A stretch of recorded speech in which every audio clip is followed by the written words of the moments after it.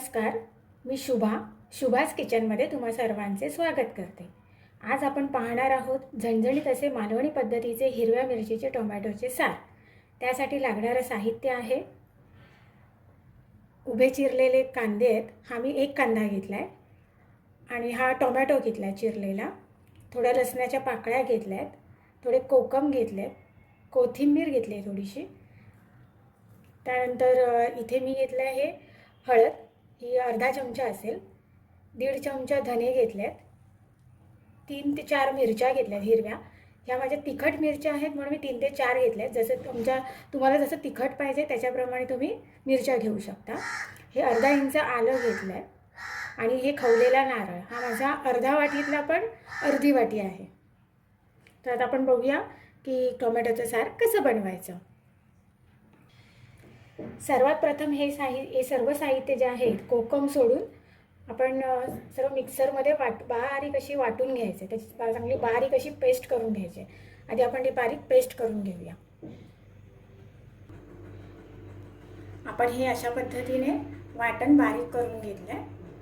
सगळं मिक्सरमध्ये एकदम बारीक अशी पेस्ट करून घ्यायची आणि त्यामध्ये मी थोडं पाणी घालून ठेवलं आहे.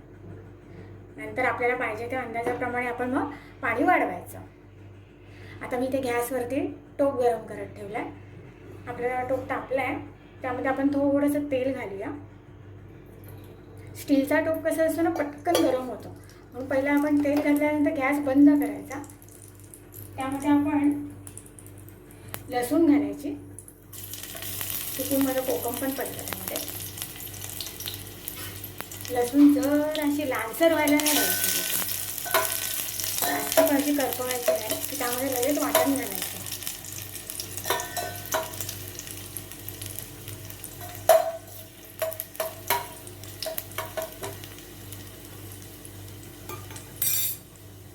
आता आपण आपला गॅस पुन्हा चालू करूया.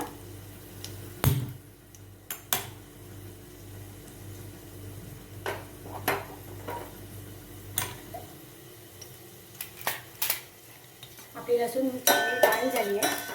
आता आपण त्यामध्ये हे वाटण घालूया. हे वाटण घातल्यावरती लगेच त्यावरती झाकण ठेवायचं. झाकण याच्यासाठी की त्याचा लसणीचा छानपैकी त्याच्यामध्ये वास मोरून राहील.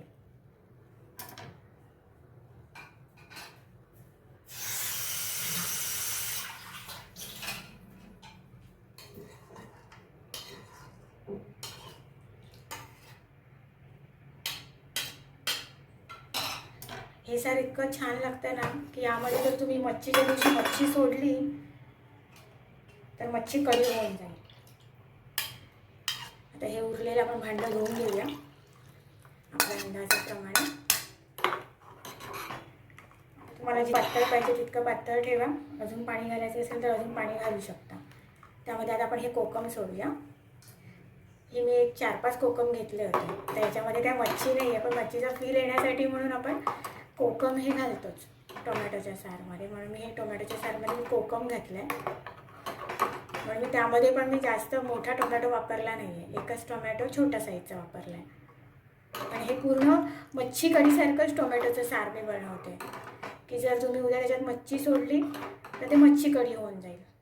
म्हणून आता आपल्याला राहिलं याच्यामध्ये फक्त मीठ ॲड करायचं आहे.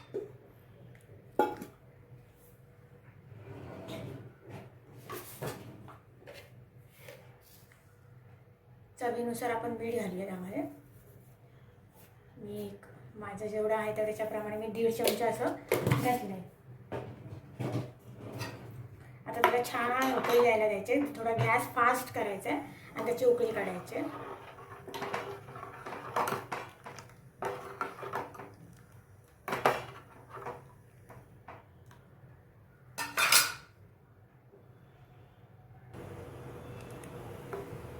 एक 5 मिनिटामध्ये त्याला छानपैकी असा कढ येतो. अजून छानपैकी असा कढ येऊन दे. बघा आपल्या हिरव्या मिरचीचं टोमॅटोचं सार किती छान झालं आहे. आणि याच्याबरोबर तुम्ही जर सुरणाची कापं करून खाल्ली ना, सुरणाची कापं करा किंवा बटाट्याची कापं करा, अफलातून. म्हणजे असं वाटतं ना की आज आपण मच्छीचं जेवणच जेवतो. व्हेज दिवशी पण असं फील येईल. जो एकदम फिश लवर असेल आणि उपवास असतील ना त्यावेळी हे करून खायचं. इतकं मस्त वाटतं की जसं काय आज आपण मच्छीच खाल्लेल्याचा फील येतो. बघा त्याला छानपैकी आता कड येतोय.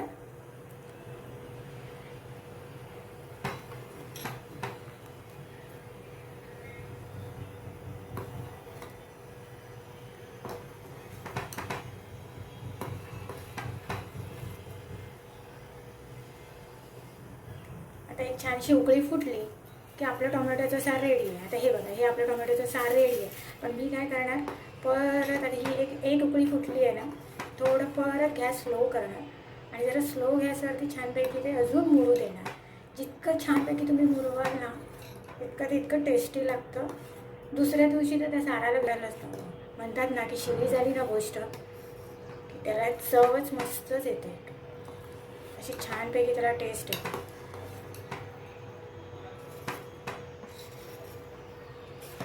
आता हे छान झालं आहे, आपलं तयार आहे. एक झटकेपट जर तुमच्याकडे खवलेला नारळ जर असेल ना, तर आपलं झाड हे 10-15 मिनिटामध्ये रेडी होईल.